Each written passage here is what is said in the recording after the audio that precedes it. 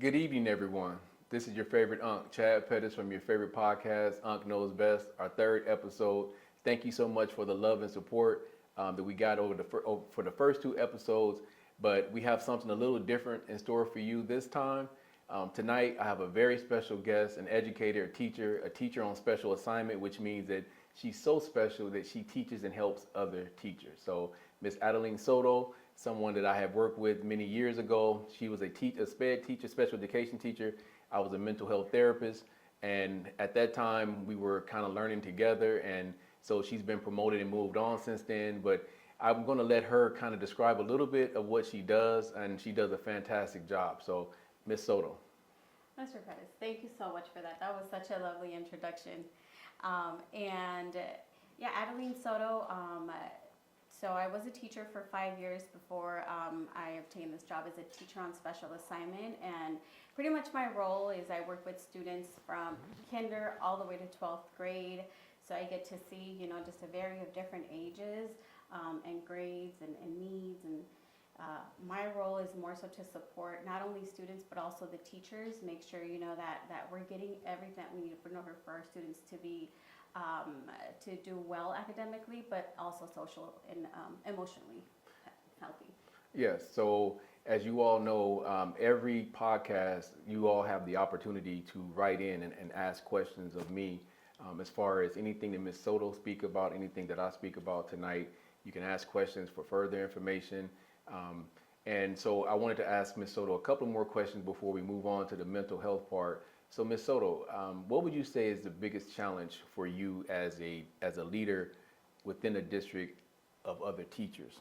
Not just a teacher, but just also someone who works with other teachers. So I think that the biggest challenge right now is really not so much like with the teachers. I mean, they come into a career already kind of like with a background knowledge from their education, from their programs, but really like what to expect. Because every year, you get a new set of students.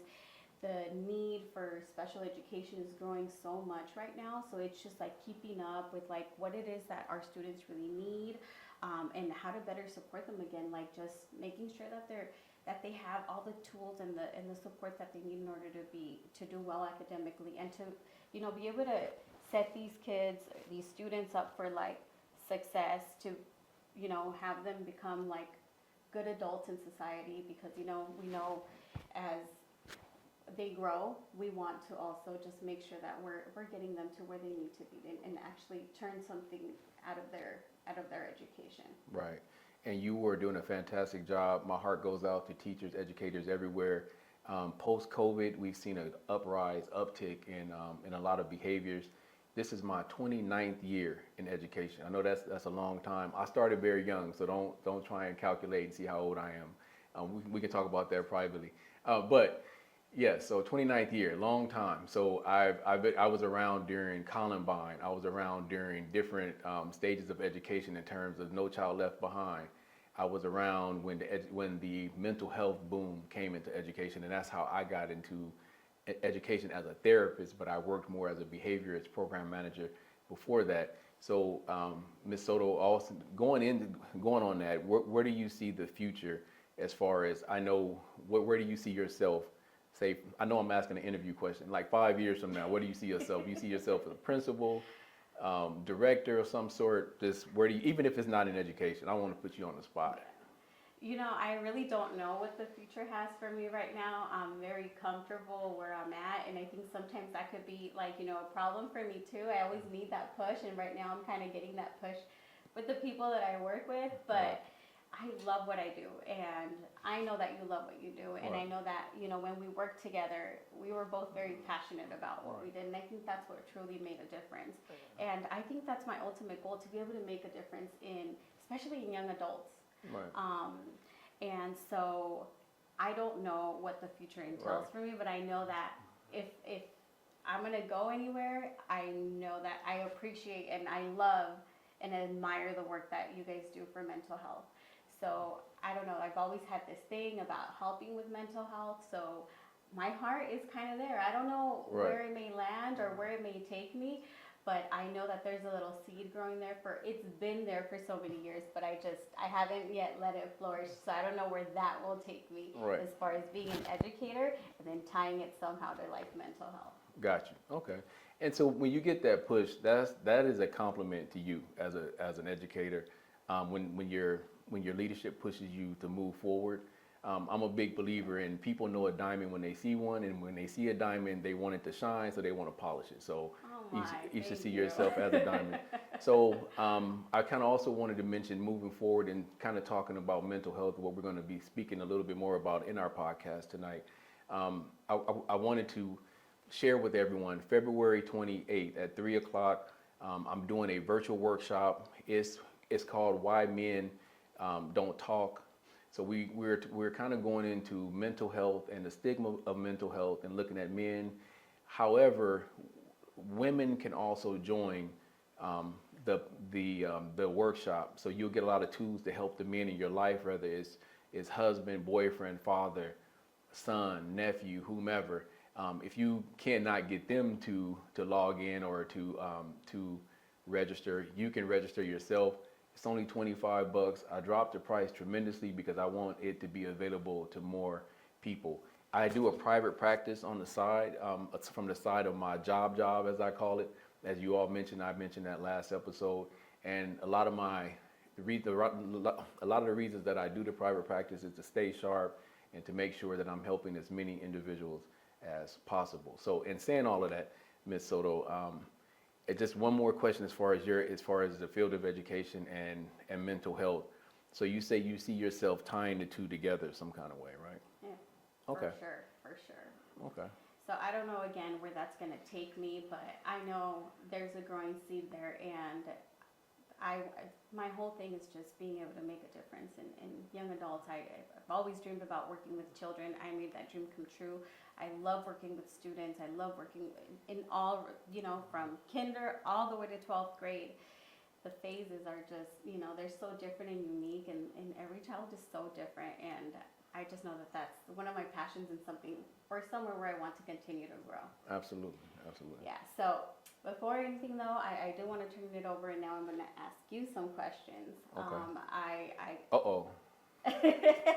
I do want to say, like I already mentioned, I admire the work that you do. Thank you. And I don't often I think that oftentimes we think about mental health and our target is usually children or women, but men don't always seek for help. Right. And you mentioned that there was a stigma behind that. Right. So my first question is, what is the biggest misconception as to why men often refrain from seeking for help?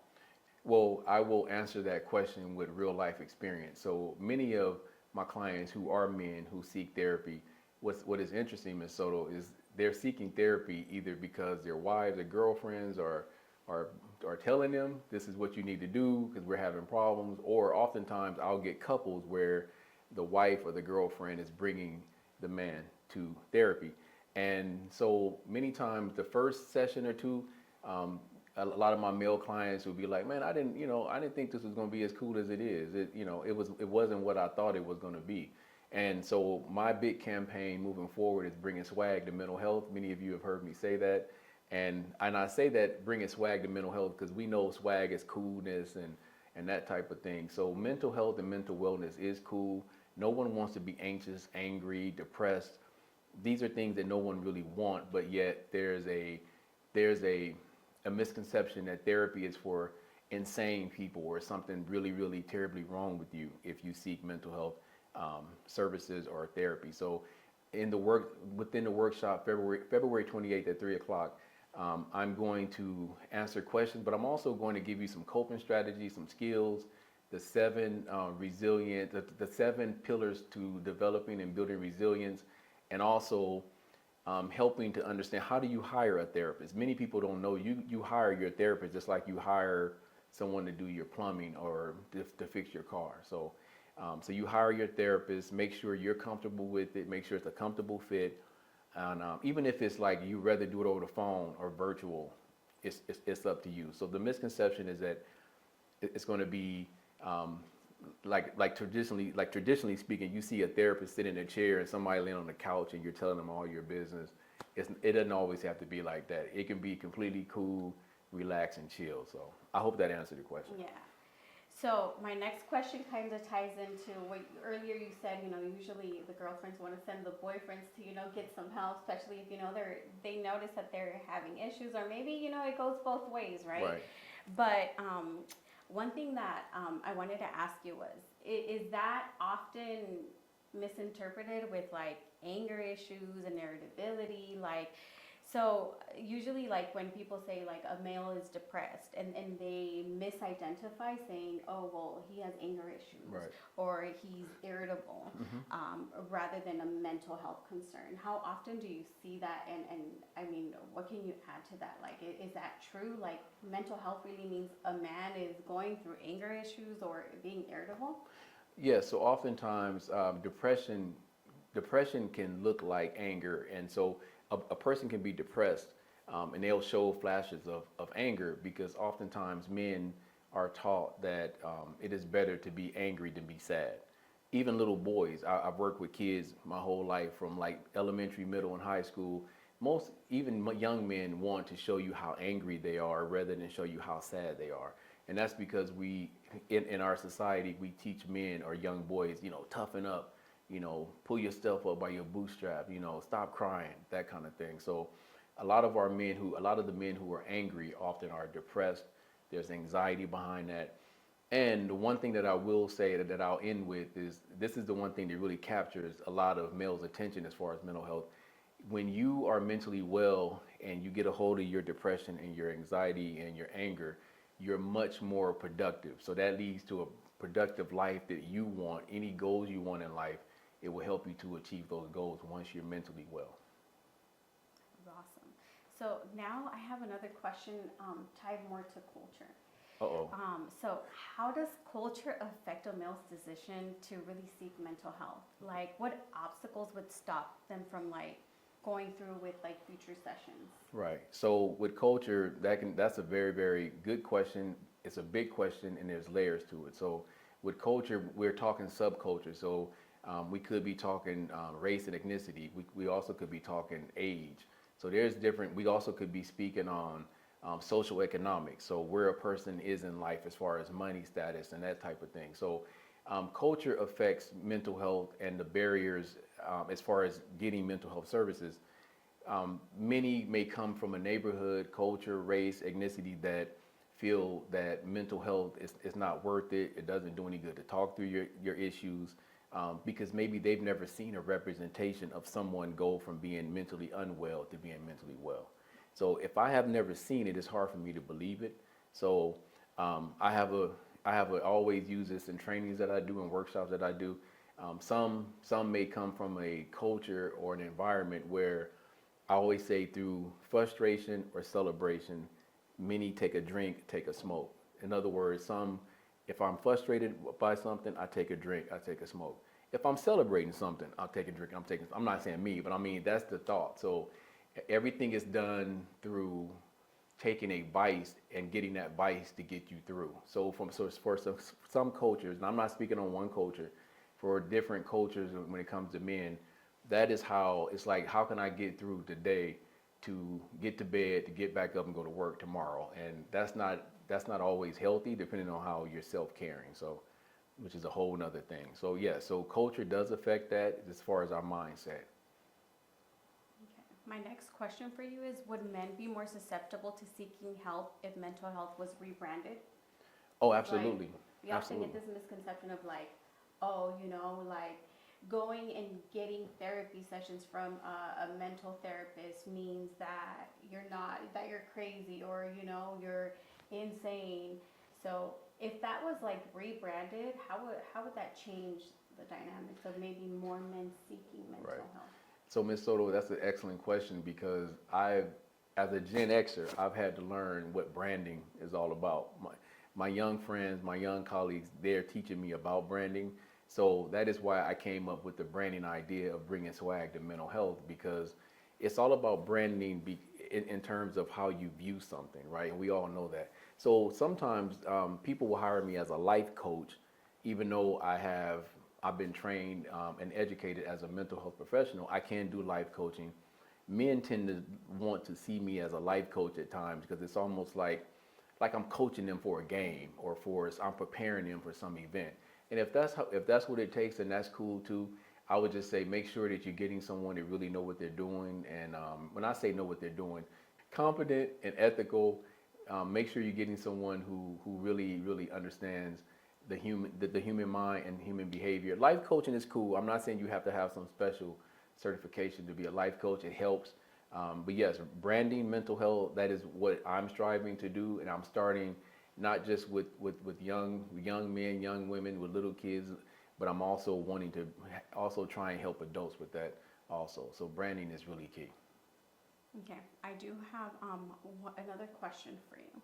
So, how does the lack of male representation among mental health providers influence a man's decision to book that initial appointment?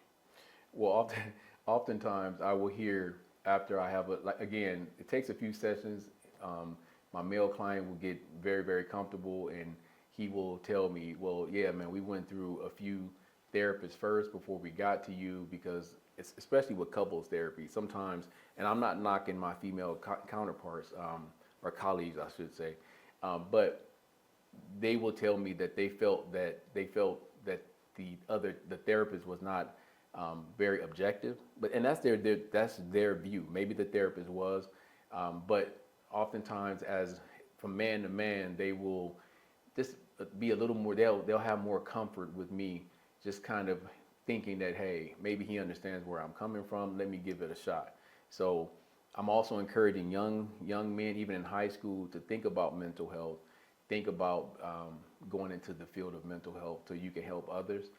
So, I enjoy the work that I do. And yes, I think whenever you're looking at mental health, the number one thing that helps anyone in a mental health situation or services or therapy is the connection you have with another human being. And so if you have that connection, a therapist can be an average therapist, but if they connect with the person, they can do a fantastic job with helping that person. So male representation is huge. However, I will say for the men out there listening, you do not have to necessarily connect with the male therapist to get the service you need. Part of it is taking your own accountability and taking what the therapists tell you and taking take what you need that can help you, leave the rest, just like a buffet. I don't eat meat, for example, so I don't get any bacon or steak or anything, but I will get some salad. So just with that, is it typical for and I know that this is kind of like an off the wall question, but is it typical to say, okay, I started with this mental health therapist, but I think I'm the problem or something is wrong because I don't feel that connection. Do you see that often? And I mean, is it safe to say, oh, you have to stick to this mental therapist, or is it, something that you could change, or how would you describe just how people can maybe look to see if one therapist doesn't work? Are they able to shop around for therapists? you can shop around for therapists, and I would suggest that shop around before you give up. But that's a very good question. The one thing that I will remind everyone, so one of the 7 pillars of building resilience is looking at yourself, and number 1 is accountability. In fact, I put out some videos on accountability, ruthless accountability, as Kobe Bryant once mentioned it. So in other words, looking at every situation and saying, what could I have done better? That question is never easy. I've had to ask myself that question when I've made mistakes in life and maybe relationships or has been strained or didn't go the way I want them to go, working relationship, private relationships. What could I have done better? What could I have done to help this person to help me? So yeah, shop around, but at some point you could outshop yourself, and because there's only so many therapists in the world. So ruthless accountability, but also shop around and make sure that you're not the actual reason that it's not working. Because I always say that I really help people help themselves. You know what I mean? I'm not a miracle worker, so yeah. So I help people help themselves. So. And I just want to say, Chad, like I've noticed like that there isn't enough people representing, enough male therapists representing, other males. Right. We have a lot of female therapists, and usually, I know that more women seek out for help, or maybe parents seek out for help for their children's than men do, right? So the work that you do, like we just need more people like you in the world to be able to, be that person, that life coach, that therapist, that person that helps like through the hurdles, that those problems that sometimes men don't want to express. Right. And I mean, yeah, and the reason why I mentioned like shopping is because I know that it's an actual term. It is. In mental health world, but it's like we need more people like you in this world. Oh, we thank need you. more male therapists Thank to, you. because if I was a life coach or a mental therapist, maybe women would feel more comfortable talking to me, but what about men? Like maybe they want to be able to have a male Right. representation, right? Or somebody to talk to that's actually a male that may understand them a little bit more than what I can. Right. help. Actually, Ms. Soto, what's interesting is that it's a known fact. Y'all can chat GTP this or however y'all do it, Google it. But men tend to receive mental health services too late. And what I mean by it's never too late, but that is to suggest that oftentimes something drives us into mental health services, either our health, our physical health. I hate to say it, court order sometime. I've had those situations before where men would come to me for being court ordered. And this is no judgment. It's just that another pillar, I know I'm going into my building resilience, but preparation. So if you prepare for something, the old saying, if you stay ready, you don't have to get ready. And that is to speak to what you're talking about, male representation, as far as us as therapists helping men to see that it's okay to not have a huge problem, but still go into therapy. Now I will speak to some, there are some clients I've had that are all about personal development and career development, and they will seek therapy because they just want to just develop themselves. So they're on that big preparation tip. Preparation, I believe, removes anxiety, definitely. And I'm a big believer in preparation builds confidence, because once you know you're prepared, there's nothing else to really be worried about, and you just let the outcome be what it's going to be. And so that is, so I'm a believer in preparation, but also men do take the step to come and get therapy if you need it. So Yeah. So I know that there's a big term called stoicism. So that's like the Greek and Roman philosophy that men like shouldn't have emotions. right, But I think it's so important to point out that they don't have to feel that way. Those are old, Right. that's outdated ideals. right, So just getting our men to get what they need, to also be better for us. Like we need our men, we need Right. our husbands, we need our sons, we need our nephews, we need our fathers, we need our grandparents. And I know that like last year there was like 55,000 deaths just because men wouldn't speak up about depression. So that's right, looking for that help and just seeking for, and it doesn't, maybe you won't get the correct person at the first time, but just speaking out the first time, or speaking out and just searching for the help is already such a big step. Right. I feel, for men, right? yeah. And you spoke about stoicism, and that is there's some interesting points to that. However, yes, emotion, I think I always liken it to fire. I tell my clients this all the time. Just like you use fire to cook your food, you use fire to heat your home. But as long as you use your emotions, then your emotions are fantastic. That is what gets you up in the morning to go to work, to feed your kids. That is what gets you to do things that you may not want to do, but you need to do. So you use your emotions. Do not let your emotions use you. So I think that is one part, that is one aspect of therapy that I think men may be missing out on if they do not seek services.